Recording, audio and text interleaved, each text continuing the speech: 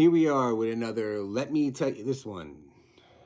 First off, real quick, I know they've been doing it a long time, and you know I'm a sucker for good customer service, but Starbucks Pickup is probably one of the best in the business. You can order right on their app, and when you get there, they have this big pickup counter that looks like a kitchen credenza. You just look for your name, grab and go. You don't even have to talk to anyone, which is just the way I like it. So anyway, does anyone else miss the old video rental stores? And I'm not talking about Blockbuster, although Blockbuster was phenomenal. I'm talking about the small mom and pop video stores. Everyone had their local one, the one the neighborhood kids could ride their bike to. Obviously, Blockbuster and Hollywood Video were the clear choice on a Friday night, but sometimes your parents didn't want to drive there, so you needed a plan B. And sometimes plan B might have been Bob's Video Time. Those places never had an A-list movie on the shelf, but you could certainly get an E-level movie like The Toxic Avenger, which is great when you're 7. They always had the saloon doors in the back with all the good movies.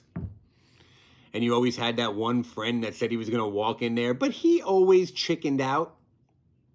Instead, maybe he might kick the doors just to cause a ruckus. They wouldn't even bat an eye if a 10-year-old was renting Fatal Attraction or Hamburger Hill.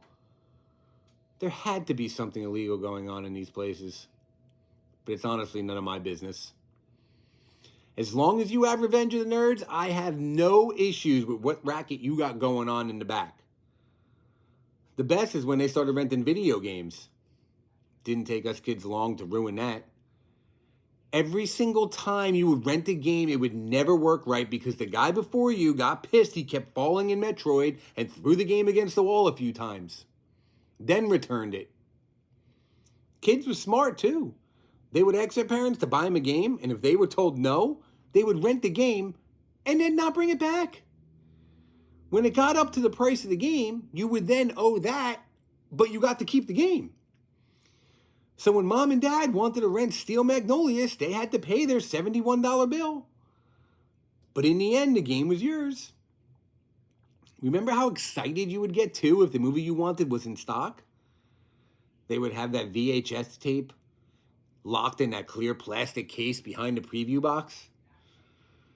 And you ever notice that every time you brought it up to the counter to get checked out, the guy would just always open and close the case? But never anything else. Not once did I ever see the guy